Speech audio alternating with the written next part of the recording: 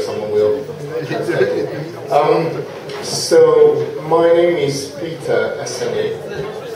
That's how you do it. And I'm the head of this company in London called Territory Studio. And we do a few things, mainly for films and games and brands and all sorts of stuff. But before I get into that, I'd like to show you just a quick overview of things that I did recently.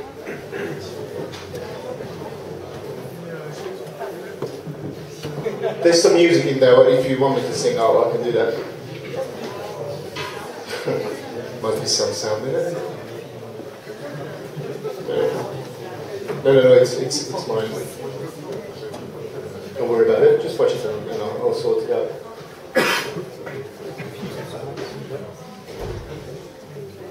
So these are things that I worked on, some music videos, some film titles, some film graphics, some abstract stuff.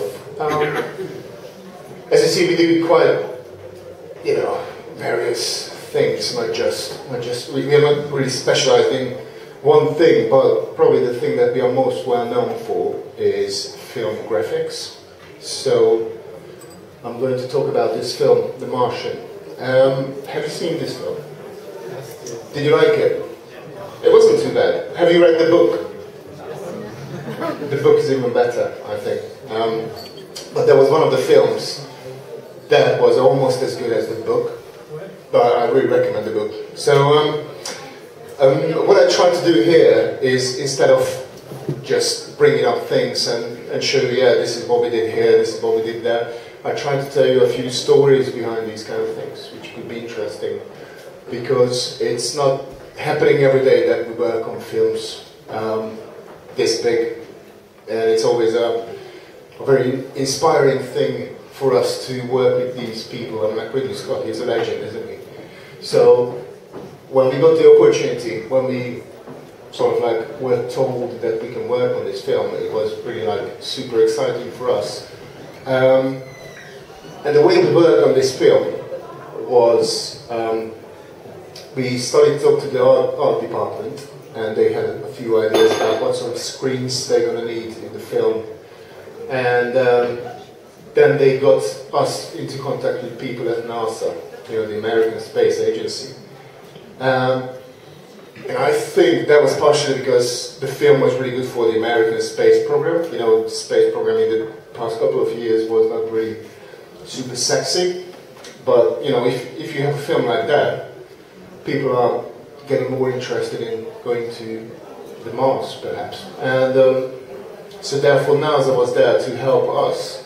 And when we had any questions about whether this makes any sense at all, like, we can make a spaceship fly really nicely on the screen, but if that's complete bullshit, everyone is going to say, yeah, it looks nice, but this is not right. So we talked to them quite a lot, and they corrected us on quite a few things, but we were really, really happy about that. So that's what I'm going to talk about, show you a few behind-the-scenes things, hopefully interesting things, and a little surprise at the end, as you do. A few words about the company. We are just 20 people based in London. We might open in other cities sooner or later, but for now we are based in London, and as I said, we work across films, brands, games, and all sorts of stuff, television sometimes. Here are a few film titles that we worked on. Again, it's quite,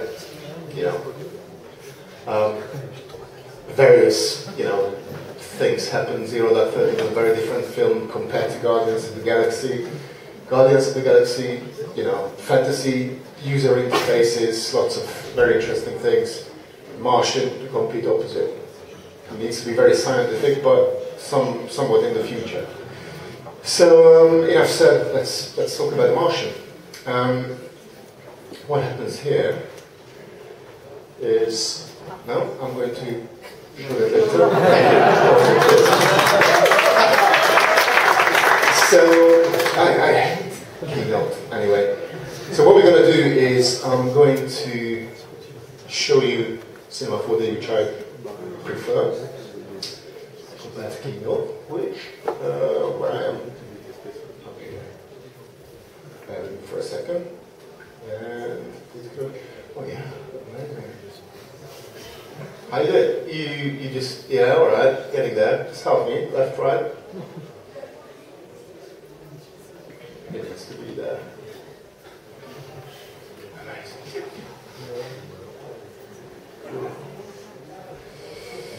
Yeah, alright, so we're going to sort it out. I'll just show you the laptop.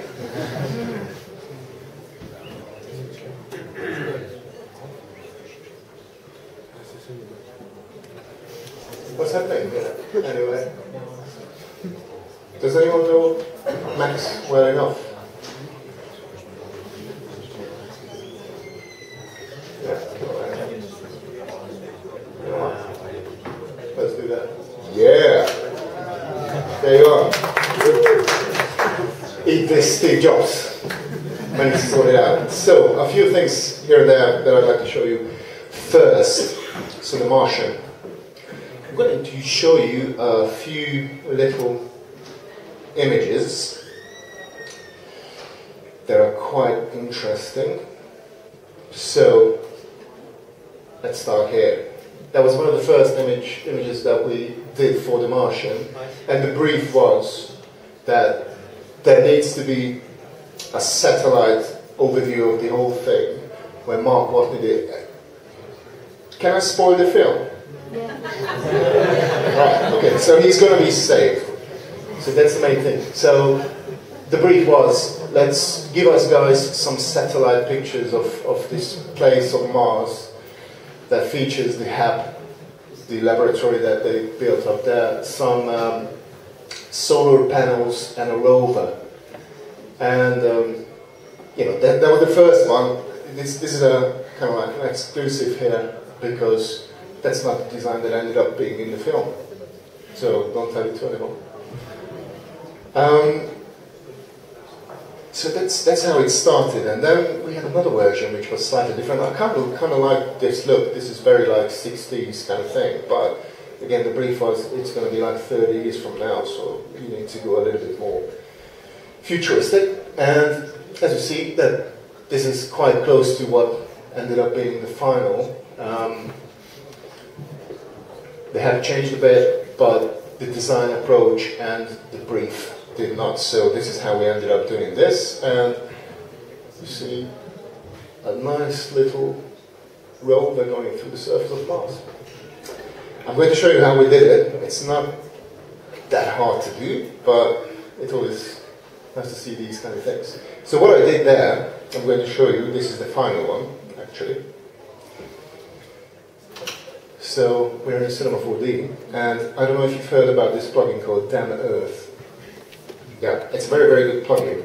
And when we got the brief that Ridley Scott is going to do these scenes in Jordan, where he did Prometheus and Exodus, was it that film? He really likes that area, and it's a really beautiful place on Earth, and it can really be a background in Prometheus as well as on Martian.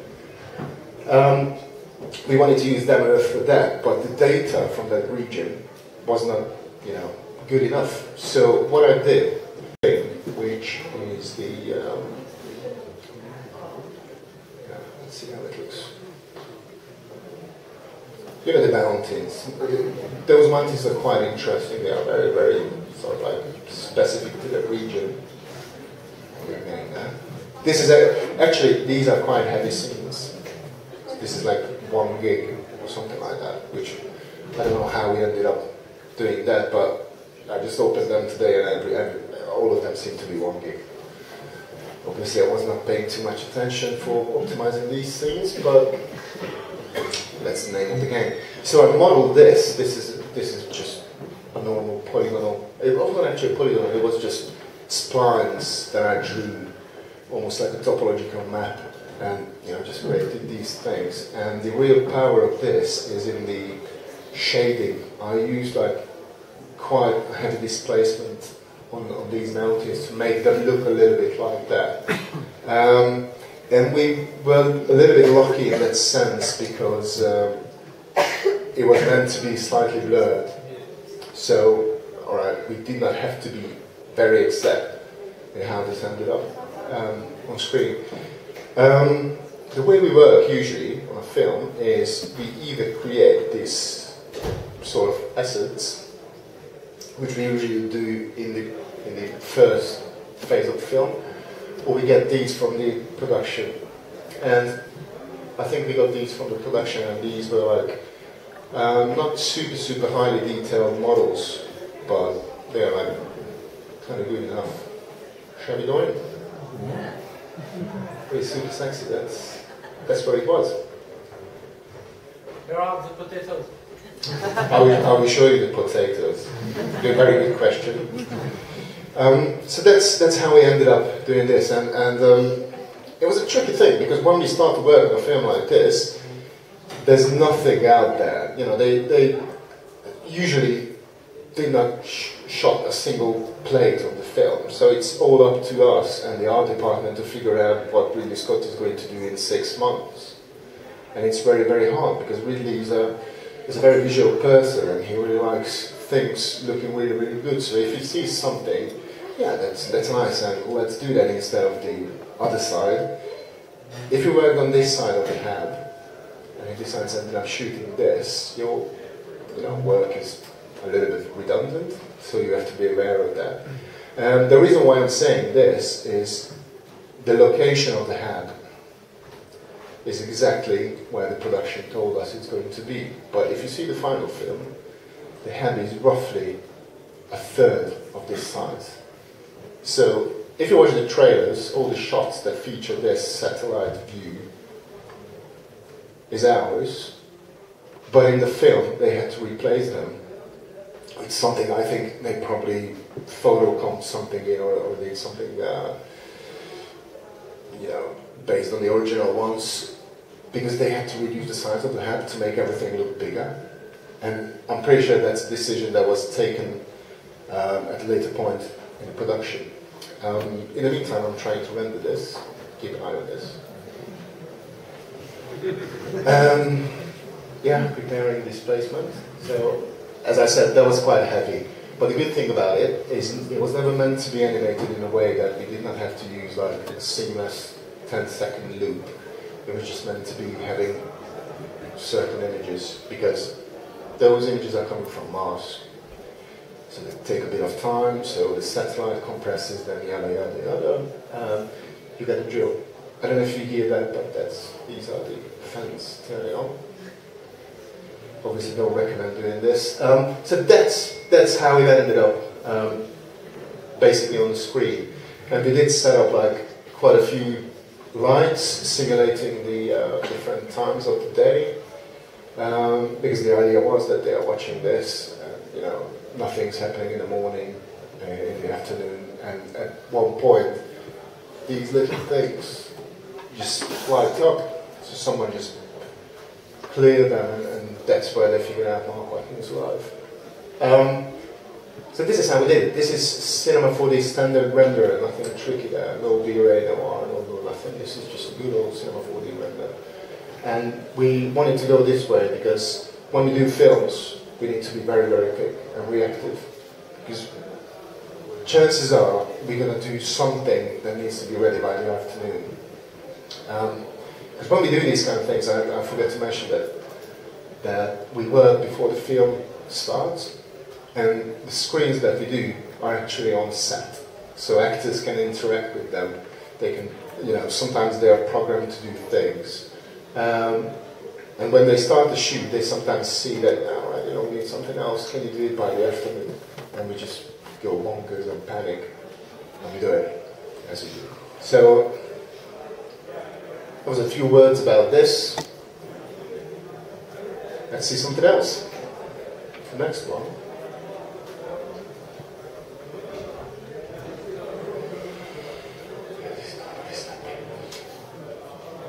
Never use a laptop to do production work.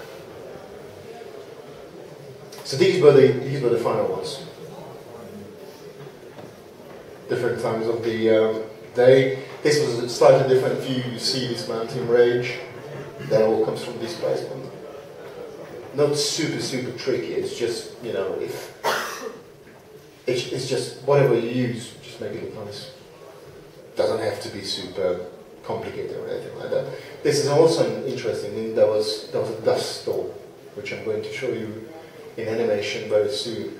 But that was using the same base as you saw before, and we ended up dust simulation on top, which we did with turbulence at the. You know the plan. I should know that. Turbulence at the. Yes. All right, cool. Sorry. And this is also an interesting one. This is one of the rover shots. And I try to do these little Easter eggs, and my colleagues try to do these little Easter eggs. That's actually a mountain range quite close to Budapest, where I was born. But I tweaked it a little bit just to make sure that no one recognizes it. But, you know, it could be a Mars. That's how we did it. And I'm going to show you how one of these rover shots were done. So, as you see, it was quite easy in terms of the cameras. It was just top-down. We had to do a bit of research at what sort of cameras these satellites use in terms of focal length. So we tried to keep it like as close to the reality as we could. So that's the way it's done. It's just a sculpted mesh. It was quite interesting because when we started to do this shot, the crater was something like this. And then Ridley Scott saw it and said, that's not good enough. You have to make it much, much bigger. That's 100 kilometers wide. And if you do that, you won't see the rover. So we had to cheat a bit. We just made it like, I don't know, 15 or something like that. But as you see, the workflow was quite easy here. It was just sculpting this base mesh and getting down to the rover. There you are, Marco, I think. It was just driving through the sand, which basically what I did, I just keyframed him on a spline. I don't think that ended up being in the film. Oh, did it? Yeah, well, it was in the film. That was some sort of, that's where he kept CO2, something like that. Ooh, top of that.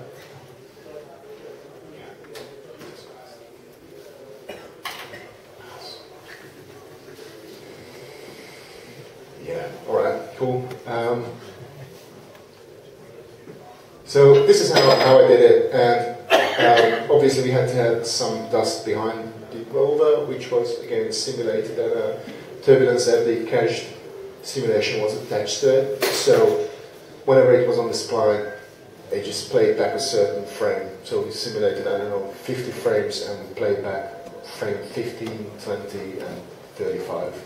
And that's how it was done. It wasn't super, super complicated, but, you know, they liked it, and that's what we like. So, let's get on to something that's probably a little bit more technical, if you're interested in that, which I can show you in a video form. I think it was this one, yes. So this is one of the screens from the head. Usually we have a day or 2 days to do a screen like that. It's usually a 20-second loop that's played back on the set. So they prepare the set, Matt Damon goes there, acts his thing, and that's in the background. So it needs to be seamless, which is quite hard if you talk about weather, because it's barely ever loops, if you think about it, but, you know, that's what we have to sort of like use. So what we did here is, you see the two sides of the same coin. One is, I think we rendered it in hair, the X-particle simulation. The other one was rendered with turbulence FD. And the way we did it is here. It's starting down at the right. And it's 50 frames, yeah. The reason why I did it, because I already simulated some cache just to show you how it works. So what's happening here is we have a spline that's driven by a shader, effector or shader modifier, which just moves around. I turn up the emitters just to make sure that you see that little thingy down there, and we started to emit particles from that. And when you start doing that, and you put them into a trail object, this is what you get, which looks some sort of a weather-like thingy. And if you render that with hair, then it's quite interesting enough to be used in a screen that talks about weather. But because we already had this, we just added some simulation on top, with turbulence empty, which I cached earlier, just to make sure that you don't have to wait. And I tweaked the sort of like colors of the viewport preview, interestingly. So this is what we get, and then we just rendered out, I don't know, 15 versions of this, various versions of the spline going through. This was like, I don't know, almost 500 frames. Obviously the simulation stops at frame 50, but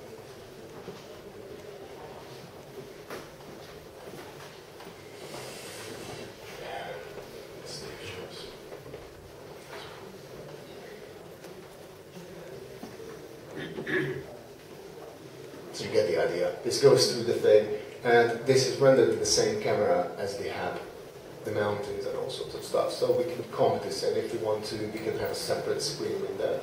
The idea is that we have this setup, and if the director says, all right guys, can you make it move from left to right, which quite often happens, we can do it quite easily. So there was Martian weather. What else do we have here? Let me show you the dust storm.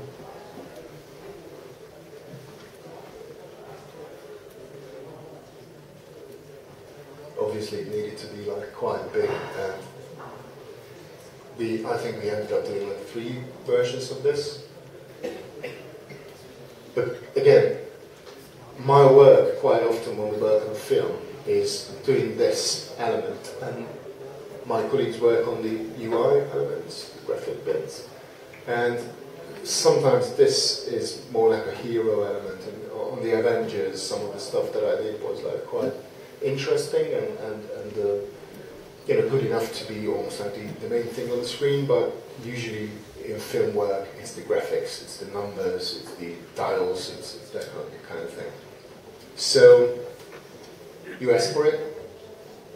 Here we go. Potato.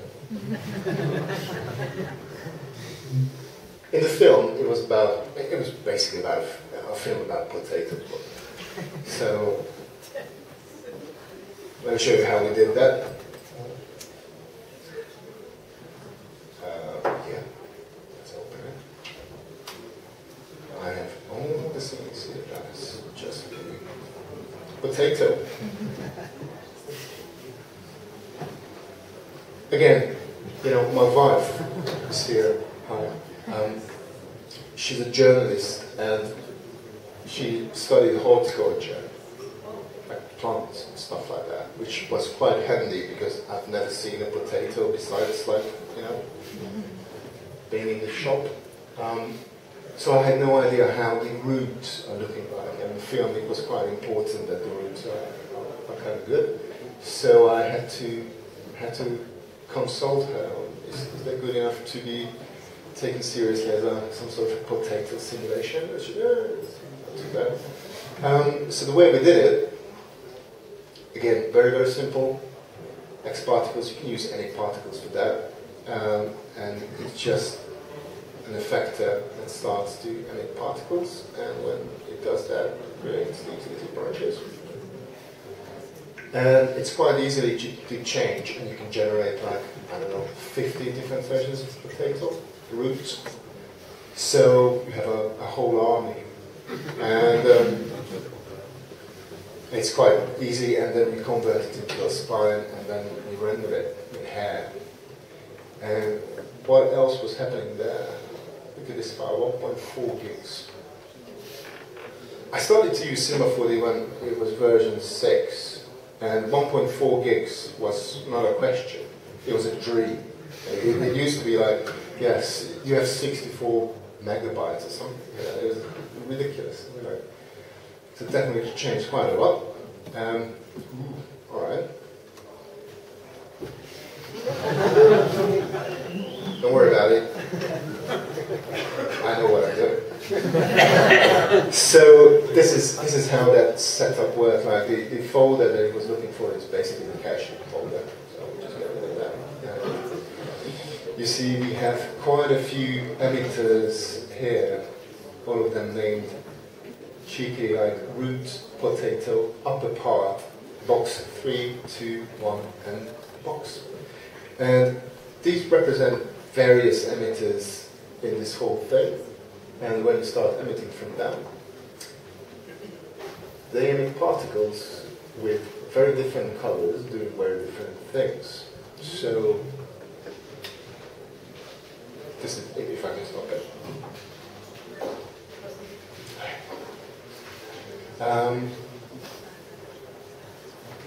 So there you go.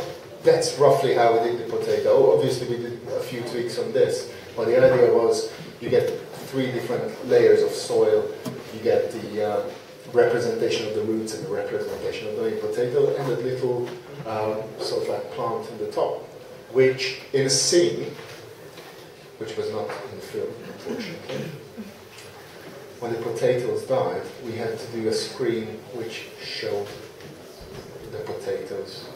Sadly, not working anymore. This, right? I don't have it here, but trust me, we have dead potatoes. Very similar thing. Soil sample.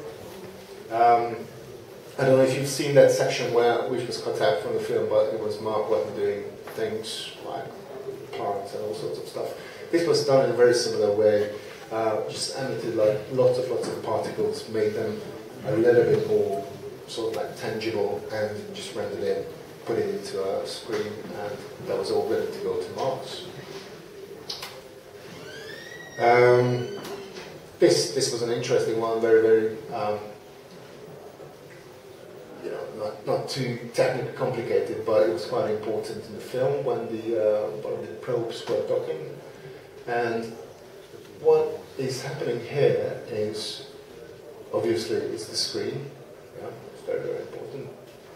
Well, I always feel relieved when you know, that happens. And what happened?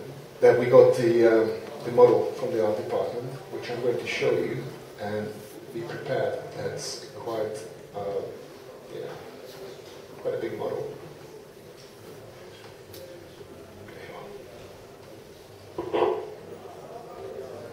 And can I have a harmonica, please? I'm going to sing the song till it loads, just to keep you entertained. It's going to be just a couple of seconds. I'm just making a bit more fun out of it. Does anyone have a question at this point? Or, go ahead. Doesn't seem that much. No, and half of them are not artists. Actually, there are. I think we have 5 artists, including me, and we always team up with freelancers. So when I think actually on the Martian it was 5 of us. It wasn't such a big crew, but we worked on it for like 6 months. So you actually know basically, yes. So usually the way we work is I'm heading up the 3D department, which in this sense 3D department don't visualize it as a factory. So I don't have hundreds of people just listening to my words. Yeah, you should render that. You should render that. It's basically me and my colleague Nick, and when the freelancers come in, that's when it gets interesting. On the Avengers, we had like 8 people or 9 people, but that's on and off for months. So it's not like 9 people are crammed into a studio for 6 months. It's just like when it's crunch time, when the animation time is coming, and when they have to finish these screens. Hello. Good morning. So this is what we get. Every 3D artist's dream when you receive something like this. Everybody, I've seen worse. Yeah. This was obviously done by a very, very talented artist. And one of the things that we do usually is when we receive something like this and we know what part we have to concentrate on, we just wait on it. Because sometimes it's quite bad.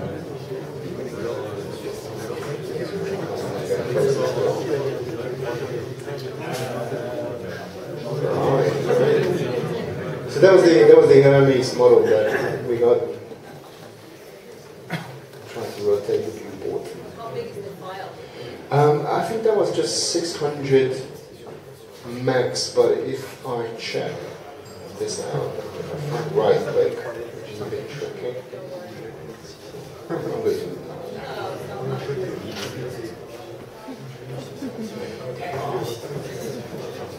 there you go. These are the numbers if you're interested. I think that's 9 million polygons, more than 9 million, almost 10 million polygons.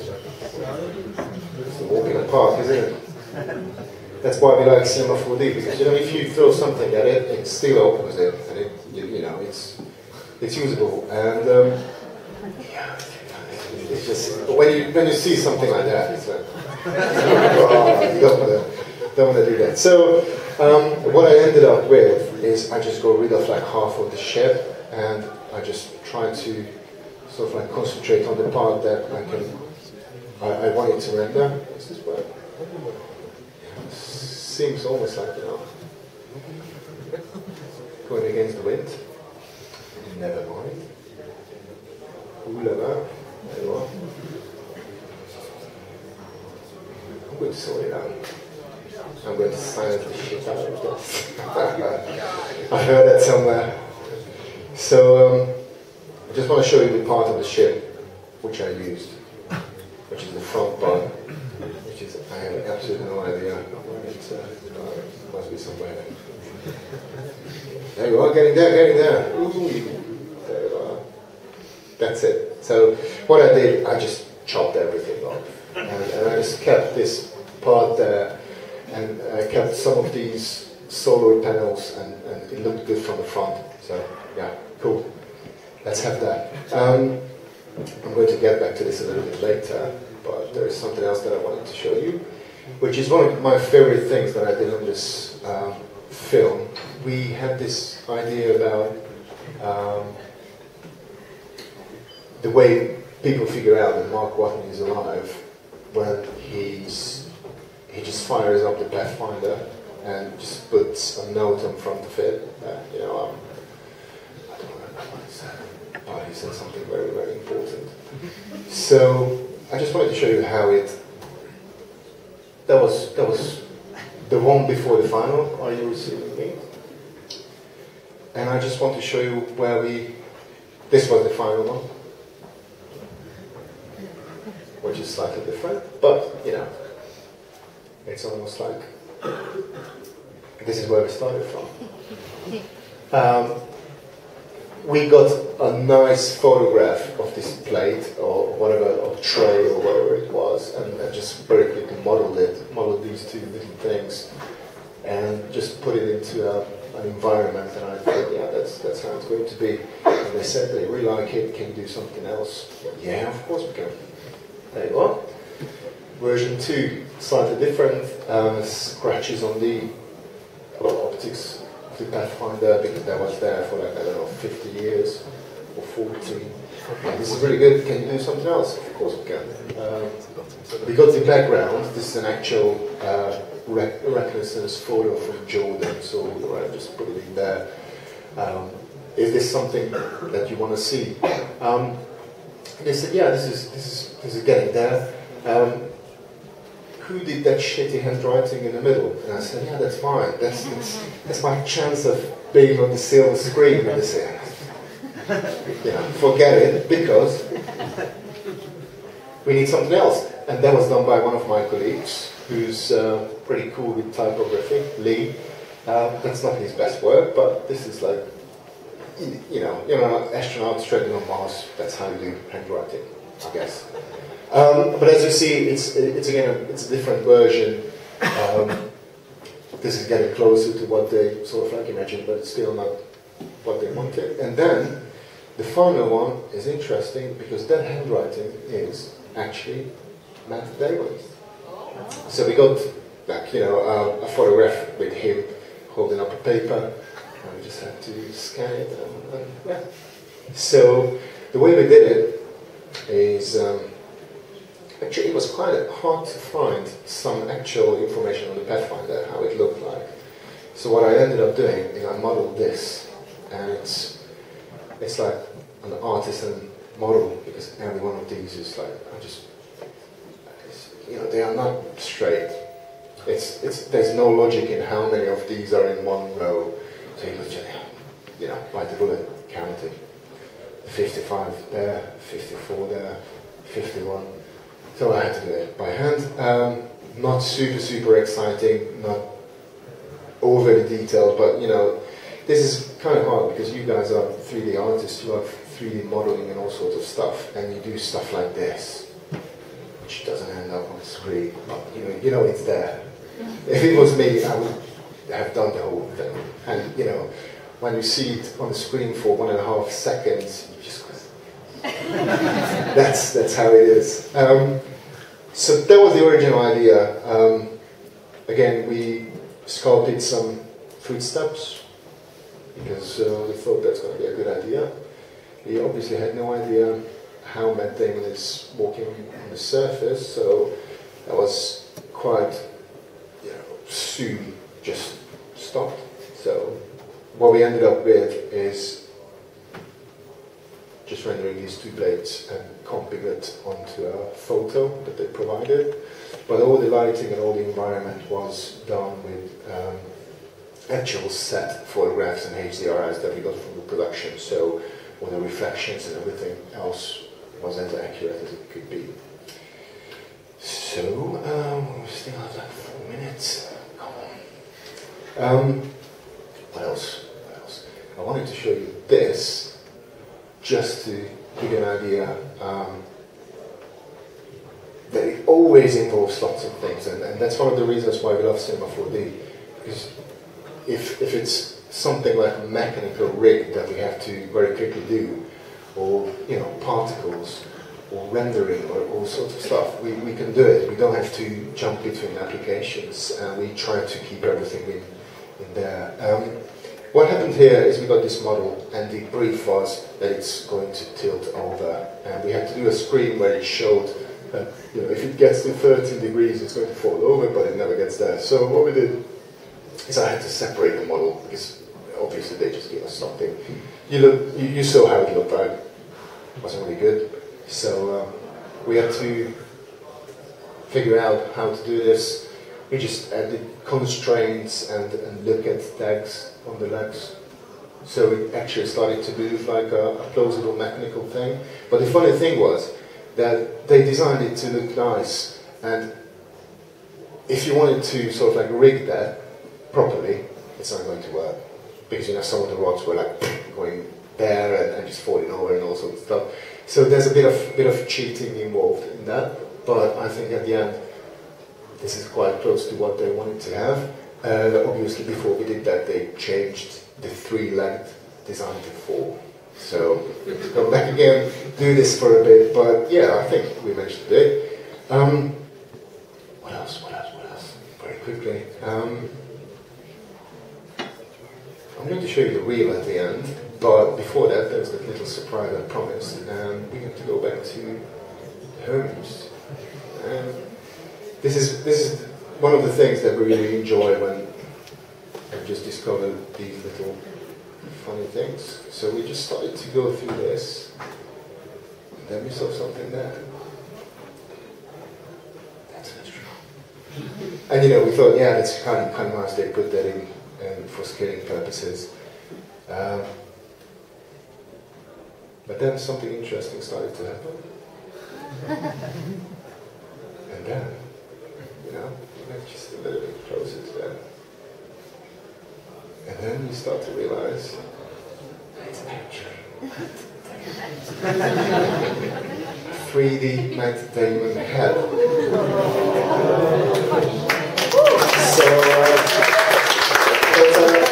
there was a little Easter egg that they sort of like left in the model, and we really enjoyed it. And you know, if we ever want to print 3D Matt Damon, do it now.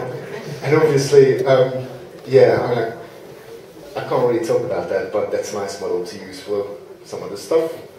So simulations and all sorts of cool things happen to Paul Mark Watney. So yeah, I think that pretty much sums up what I had time for to show you guys how The Martian was done. Bless you. Before I leave, I just wanted to show you the Martian reel, which is kind of cool because that shows you what we did. There. Sound. All of these videos have sound, actually. I almost said something, but that's fine. Yeah, I tried to do that, but it's just, there you are, the famous receiving me stuff.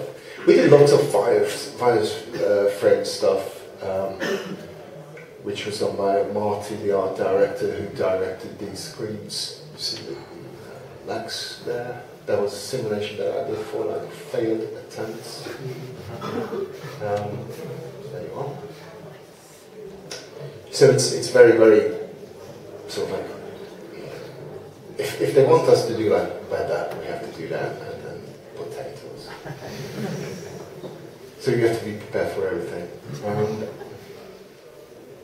It was really nice because compared to some of the other work that we did, I really enjoyed that this is based on reality, and then, you know, I think most of the when I wanted to be an astronaut, and this is pretty much my only opportunity to do that. I remember when, you know, they had the Russian space station and they showed how it docks with the one of the spaceships that's inspired that look. I'm going to send you. You know what? You can download the music from iTunes. I'll give you the link. So yeah, that's pretty much sums up what I wanted to say from The Martian. Thank you very much for listening. That was my pleasure. If you have any questions, I'm going to be here and feel